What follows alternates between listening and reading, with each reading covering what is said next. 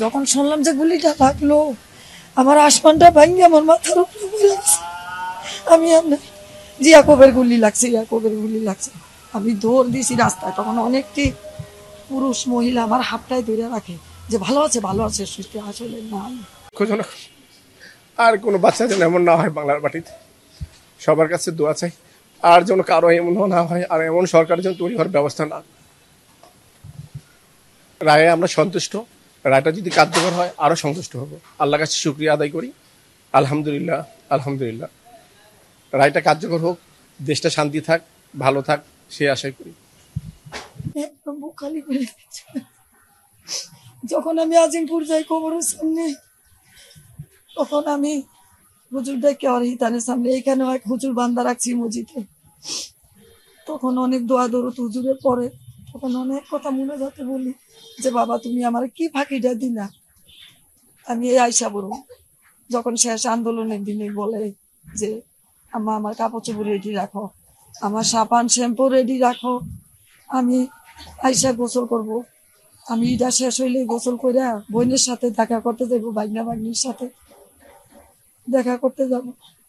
আমি ওর সাবান শ্যাম্পু পানি রেডি রাখছি। আমাদের পাশে কল নাই, এই কলে থেকে পানি করে রেডি।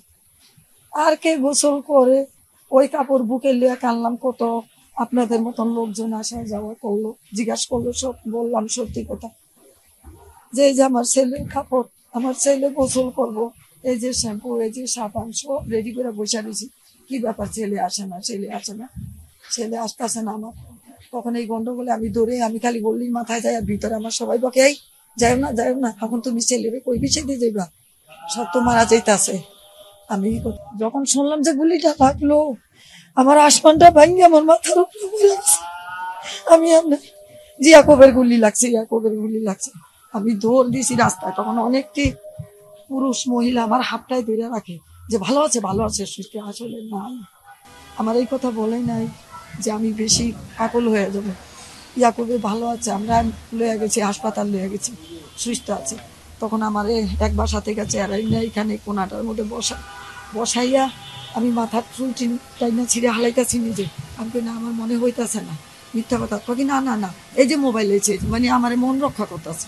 আমার তো সন্তুষ্ট হইতে হইবই, কারণ আমার ছেলের জীবন চলে গেছে, গুগলিটা বাইরে গেছে।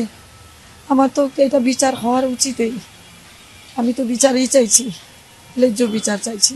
হ্যাঁ, রাস্তায় বের হইলেও মনে পড়ে, আপনার বাসা থাকলেও মনে পড়ে। কেমন ছিল ওদের পরিস্থিতি বহুত খারাপ ছিল। আমরা দোকানে ভিতরে ছিলাম, পুলিশ এইভাবেই ধরে রাখছে। তারপরে স্নাইপার রাইফেল দিয়ে ওইখানে সব পজিশন নিছে, গুলি করছে। 8-10 মিনিট তখন গোলাগুলি তো চলতেই আছে। তারপরে মনে করেন ওখান থেকে আমি টাইম না একটু ভিতরে নিছি, কারণ আমার তো লাগতে পারতো। তারপরে রিক্সায় করে এখন থেকে মনে করেন এদিকে আত্মীয় স্বজন আসছিল, নিয়ে তাড়াতাড়ি মেডিকেল যান। পরে আমি বাসায় এসে বলছি, মানে খবর দিছি একবারে যে এরম এরম গুলি লাগছে। আর পরে নিতে নিতে মনে হয় শেষ। এই আর কি।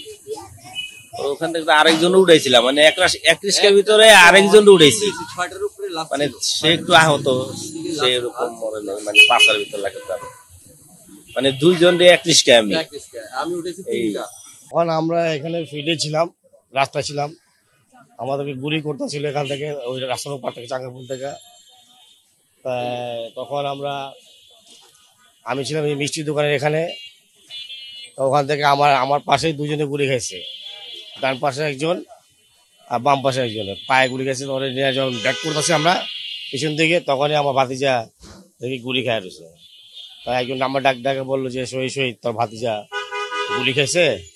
তখন আমি ওরা ছেড়ে দিয়ে দৌড়ে গেছি ভাতিজার কাছে। অবশ্যই আমি খুশি, আমি সাক্ষী দিছি নিজে। হ্যাঁ, আমি আন্তর্জাতিক আদালতে সাক্ষী দিছি আমি।